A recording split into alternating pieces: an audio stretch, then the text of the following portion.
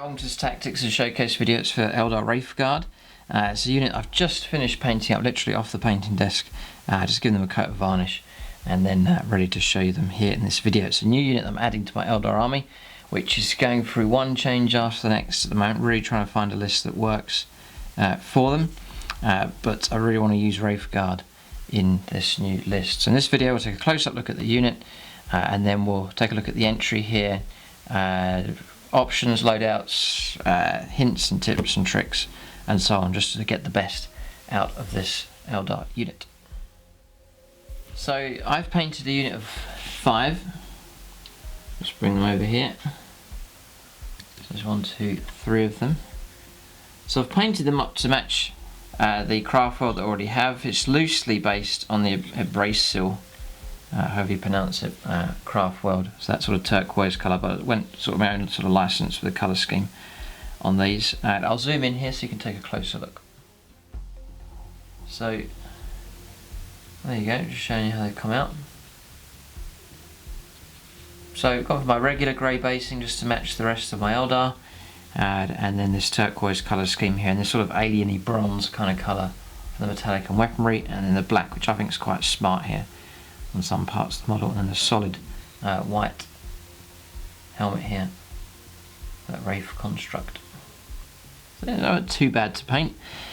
So if you like this colour scheme here, there is a full painting tutorial for the Eldar on the channel here. It's been up for a couple of years, and in that I'll show you how to paint some Wraith blades, another Wraith unit that I have, and so you can use that exact colour scheme. I'll show you how to do all the washes, how to do this armour here, all the highlights. You can see the highlights picked out on that. We'll cover all the bronze, how to get the nice solid white on the helmet, just there, because that's one of the hardest bits to get right, is to get that pure solid white just there. I also cover how to do the base also in that video. So everything's in that video, show you how to do that. Just check that out in the painting tutorial section on the channel. So that's one of them.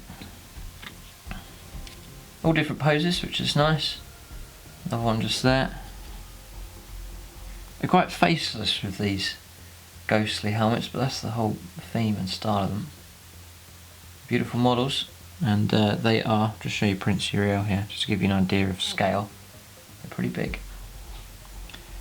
So one of the issues I've had with the Eldar is toughness, and so I'm hoping this tougher unit will help bolster the army.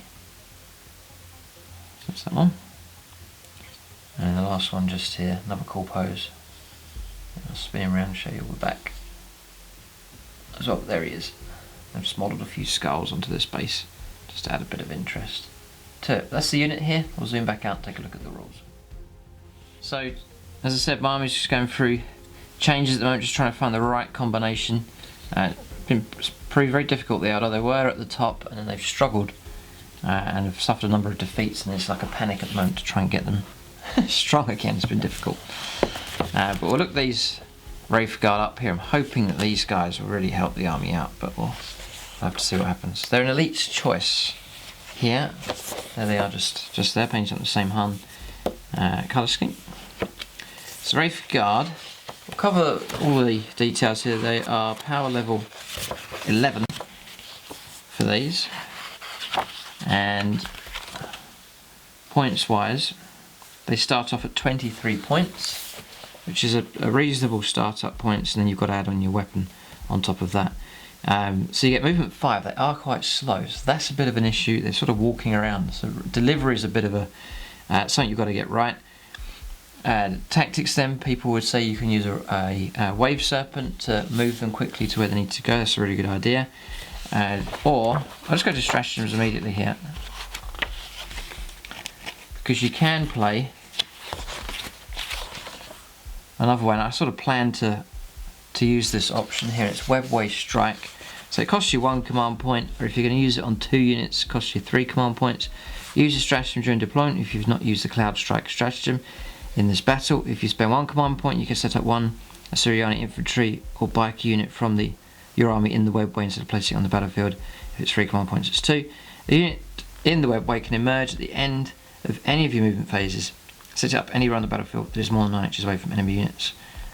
So there is restrictions now with the big FAQ. So turn 1 you're going to have to bring them down. If you do decide to bring them down, they have to come down in your own deployment zone, which you may need to if there's an immediate threat. or turn 2, turn 3 is your options to bring them down somewhere else. That's what I'm planning to do for them, and that's the sort of the easy way to deliver them into the opponent. I'm going to use them aggressively, trying to get them into the opponent's deployment zone and cause them trouble. Really, specifically for vehicle hunting, monsters, and possible character assassination as well. But it's a difficult tactic because a lot of opponents are wise to this now, and you've got things like screening units and so on, making that kind of option difficult. So they're a tough unit, but it's going to be difficult to master them, I think, to get it just right for them. Because if you deep strike them down and there's a screen there, you're going to end up shooting it not very much, just blowing away perhaps hordes and so on with very heavy weaponry. So they've got to try and deliver them to the right target, and that's part of the difficulty with these. Weapon skill and ballistic skill 3+, strength 5, toughness 6. One of the reasons why I took these, I've swapped these out for my fire dragons. I had fire dragons, similar kind of shooting weapon, but nowhere near as tough. Same kind of armor save, but toughness 3, and we're getting taken out very easily. These are what needs to land, shoot and do something, and then survive, and then continue fighting on, not just get blown away. It should be a lot harder to get rid of these. Toughness 6, 3 wounds as well, so there's a lot of damage absorption there. 1 attack, leadership 9, 3 upside. So you can take 5 of them. You can add an additional 5, and they're armed with a Wraith cannon. So the Wraith cannon is 17 points. So all in, they're 40 points each. So the unit of 5 is 200 points. So they're not ridiculously expensive. They're not cheap. They're just sort of a decent cost for an elite's unit, and really I think it's reasonable. You know, nasty shooting weapon, very tough, very durable unit.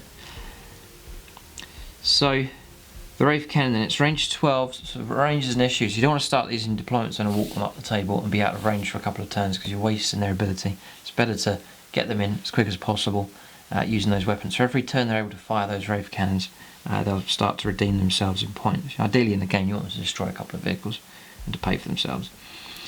It's assault 1, so if they run or advance you can still shoot with them. That's handy enough. It's not a heavy weapon.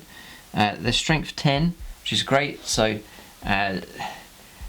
saw the advantage over the fusion gun there. Fusion gun strength 8, fighting against a rusty to 4 to wound. These guys strength 10, it's going to be 3 to wound. AP -4, which is excellent. If you catch an average tank out in the open with these, you're going to just bypass the armor with no save at all. You know, 3 up armor save drops to 0 with the AP -4. And then D6 damage. You basically need to fire 5 of these and get 3 of them to punch the armor, and then any vehicle will be in trouble with 3d6 damage coming through. That's the whole aim. It's just to get those 3 unsaved wounds coming through. Now they do come with Wraithguard fists, which I believe is free of charge. Yeah, 0 points. So they can fight in melee, and again, a bit better than the Scorpions. Wraithbone Fists then, it's AP -1, they'll fight at the normal strength, which is strength 5, and it's D3 damage. So they can cause a bit of trouble in combat as well. They can stand up for themselves, which is good. Now the option here is the D-Sives. D-Sives 22 points, so you're going to pay an extra 5 points for these weapons. Is it worth it? A lot of discussion about this one. It's interesting. The D-Sives range 8. So the immediate problem I have with that is if I'm playing the webway strike, I've got to land more than 9 inches away. So when I land, I'm not going to be able to shoot at anything. That's a bit of an issue. Assault D3, your rate of fire's higher. So on average you can get like 2 shots each, so say 10 shots come through. And then they do automatically hit the target. That's good as well. So helpful for clearing away any type of infantry, especially heavy infantry, because it's going to come in at strength 10 -4 and 1 damage. What's also helpful about the D-Sives is Overwatch. If you're charged by something, you're going to plaster the opponent with some horrific Overwatch automatic hits. So I do see the strength in those weapons. I'm going with Wraith Cannons for now, but it may well be something to experiment with. Now, dare I say it, but I don't know what you think of this, but I think these weapons here if you look at the D-sides, they're pretty similar. So you could pretty much declare that at the start of the game, or pay your points and just let your opponent know that you're going to run these as D-sides. I can't see much of a problem doing that. There's not a major difference in the looks of these weapons. Or you could just cut off the barrel of this one and put the D-side barrel on. I think it's as an option if you're going to magnetise. That's what I'm thinking. But. So one of the other questions I had was, well, if these guys Webway Strike or Wave Serpent and get close to use their firepower, what if they're charged? They have this great roar here called Implacable. This unit can fall back and still shoot in a turn that it does so. So if you are bogged down in a combat against something, then you can pull away from it and shoot at another target. So a unit charges into you, you can pull away from them, go and fire at your desired target like a vehicle or something. So that's handy from them. The only danger is the opponent can, if they're clever, surround your unit. So there's no way to escape. If the unit's big enough, so you can, I think that's the way the rules work, you can still get bogged down by hordes if there's enough models surrounding your unit. But a very helpful rule for sure. So that's the options for these. Then we've pretty much covered the tactics. There's another great thing you can do with these. Here. This is a unit that can benefit, I suppose all the Eldar units can benefit here, but they really can benefit from psychic help. So for their firepower, you've got Guide and Doom, reroll hits, reroll wounds. This all helps here. Fortune's good, 5+ ignoring wounds that come through. These guys have a lot of wounds, so 5+ is ignoring them is helpful as well. And then there are some other ones here as well. Yeah, Protect and Jinx. Infantry here, add one to the saving throws, so bump their 3-up save to a 2+ save. Very, very helpful. All of a sudden you've got a super tough unit, which is going to absorb a lot of damage coming through. You know, guardsmen firing, las guns needing 6s to wound, and then you're going to get 2 to save. They're just going to ignore all of that kind of firepower. So they're tough enough. You know, the opponent's going to have to divert some pretty heavy firepower to bring them down. Yeah, there's this one here as well. Yeah, Quicken and Restrain. Infantry or bikers, you can immediately move as if it's the movement phase. Get yourself extra 5 inches. That could prove really helpful as well. So, beginning to realise now, Psychers really help Eldar out a lot. So you're looking at sort of elite units you've paid your points for, and then the Psychers hanging around, just granting these extra bonuses just to really enhance the units that you've paid the points for. So, yeah, this one can help as well. Conceal, -1 to hit rolls. Again, adding a bit of protection. So, you know, these guys really benefit from Eldar Psychers for sure. Another tactic, actually, which I meant to share with you, and a very important one, is to have an Autarch nearby. Oh, we've got Prince Uriel here. Got to make sure that your craft world matches up. So if he's ironed in, then they must be as well, in order to grant the benefit of Path of Command, which is here. You can reroll failed hit rolls of 1 for friendly craft world units within 6 of this model. So when they shoot 3s to hit, rerolling 1s for his help. And a unit like Prince Uriel, they're a great bodyguard for him, and then he can offer a bit of close combat protection as well. So if there's a nasty close combat unit closing in, you've got a character there that can intervene and get stuck in as well. So, and again, keep him tight, and then out of trouble. There's the bodyguard. You get charged in by unit Space Marines or something, and you can heroically intervene. He can fight, and the opponent can't strike him back. That kind of clever sort of stuff. So these guys pair up nicely with Prince Uriel. And I used to play the Fire Dragons with Prince Uriel. The Fire Dragons are a bodyguard for him. I was finding the Fire Dragons just getting blown away. But now, if I use Prince Uriel or an Autarch of some kind, you've got him plus a brilliant bodyguard. 3 command points, you'll be able to Webway Strike the Wraithguard and Prince Uriel and blob them in and land them together, which I think is a good idea. So those are some hints and tips there. Now, those are the hints that I know and the tips, but if you know other things I've missed out here in this video and you're an experienced Eldar player, by all means share it in the comments section. Other Eldar players can read it, ones who are new to collecting Eldar or beginners looking for some experience, and I'll read the comments as well. Very, very interested for any help with the Eldar at all, because they are struggling at the moment. But I think this is a pretty good combination here. Not necessarily Prince Uriel, although he's painted up just nicely to match in with them. But an Autark at least of some kind. Or you can play it. Another way is to webway strike them in and have an Autark on a jet bike. You can fly up, get within 6 inches of them to give them the same bonus. No problems. That's another option as well. So we've got a crash test dummy Rhino here. Let's say we webway strike in, so just over 9 inches away. That puts them within range 12. And immediately they can do something. Now, yeah, they may struggle to get in close to a target if you're playing against armies like Astra Militarum, who've got loads of infantry that can put up big screens everywhere. So that's a bit of an issue, but for a lot of armies you'll be able to find somewhere where you can land and fire at something. The idea of these is to not panic too much if you don't do too well when they land and shoot, because there's a durability there for them to move off and keep firing at other stuff. So we're going to go for 5 shots with our combinations. I'm pretty sure that's why I'm going to play it. Going to need that reroll ones because every shot's precious here. 5 chances for hits then, 3's for hits. There's a 1, and that's got the hit. See, that's just made that difference there. Now I've got 5 chances to get my wounds. 1's failed. If you're not putting this model in, then you've got options like Guide and Doom for reroll hits and reroll wounds and so on. But those got through, and the damage is 9, so that is good. 9 has virtually wrecked that. Almost destroyed it. You could command reroll one of them dice. We'll have another go. See, look, you definitely need that Path of Command. I was looking at a disaster here.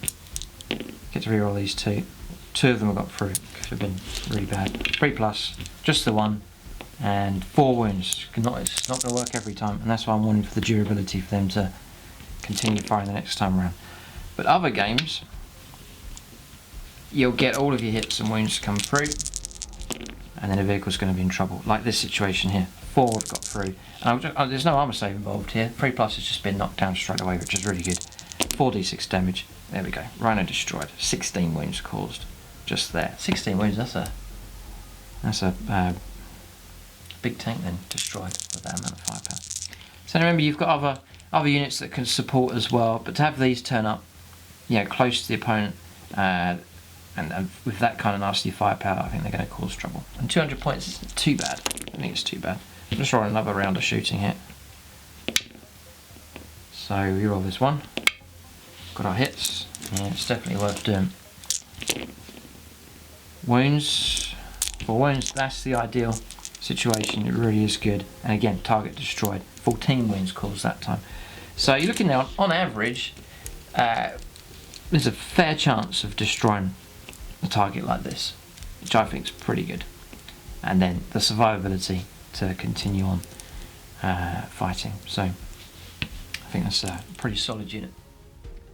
So I've got 5 dragons, 5 wounds in total, toughness 3 and 3 up save, or I've got 15 wounds at toughness 6 and a 3 up save.